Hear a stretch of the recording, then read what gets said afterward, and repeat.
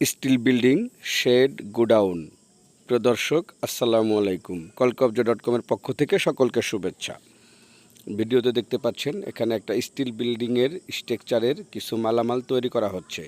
এগুলি হচ্ছে MS plate.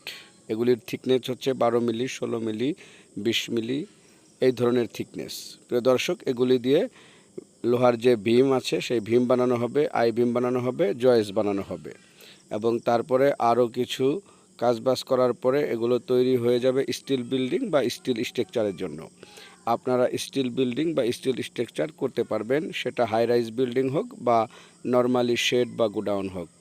প্রিয় দর্শক, আমাদের আছে এক ঝাঁক তরুণ ইঞ্জিনিয়ার এবং দক্ষ টেকনিশিয়ান। আমরা সারা বাংলাদেশের প্রত্যন্ত অঞ্চলে গিয়েও সমস্ত কাজ করে থাকি।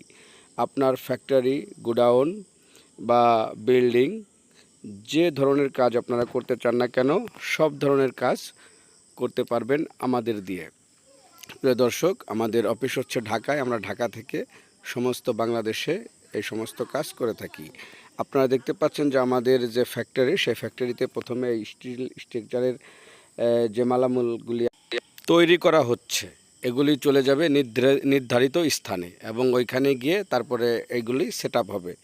তো আপনারা যখন একটি হাই রাইজ বিল্ডিং বা একটি স্টিল স্ট্রাকচার তৈরি করতে চান, তখনই কিন্তু প্রয়োজন হবে ওইটাকে ডিজাইন করা, ইঞ্জিনিয়ারিং দ্বারা ডিজাইন করে তারপরে কিন্তু ওটার উপরে মালামাল বেসেস করতে হবে যে কী ধরনের মালামাল লাগবে এবং কী পরিমাণ লাগবে, কতটুক টাকা প্রয়োজন হবে। তো এটা আসলে বেসেস করে হচ্ছে যে আপনার ম্যাটেরিয়াল এবং আপনার কী ধরনের কাজ এবং ওইখানে কী ধরনের I beam, I joist, C panel বা টিন এই ধরনের ব্যবহার করা হবে।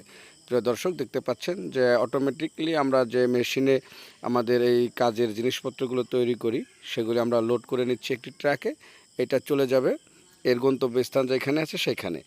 তো আমরা এই কাজগুলি করে থাকি। তো এই কাজগুলি করার ক্ষেত্রে আমরা সবসময় সার্ভিস প্রোভাইড করি, যে আমাদের যে সার্ভিস টিম আছে, আমরা সবসময় এই সমস্ত কাজের দক্ষ টেকনিশিয়ান এবং দক্ষ কারিগর দ্বারা এবং মালের বা প্রোডাক্টের যে কোয়ালিটি আছে, সেই কোয়ালিটি আমরা সবসময় সঠিক এবং বিশ্বাসযোগ্যতার সাথে করে থাকি।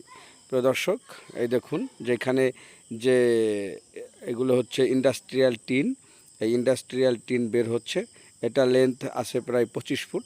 কারণ এটা একটা গোডাউন করতে গেলে ওই গোডাউনের এক একটা টিন কী সাইজের হবে, ঠিক ওই সাইজ অনুযায়ী এই টিনগুলি তৈরি করা হয় এবং এই টিন তৈরি হয়ে যাওয়ার পরে যে লেন্থটা থাকে, মানে 25 ফুট যদি প্রয়োজন হয় তাহলে 25 ফুটই করে টিনটা তৈরি করা হবে এবং এটা এই 25 ফিটই আপনার ওই যথাস্থানে এভাবে লেগে যাবে।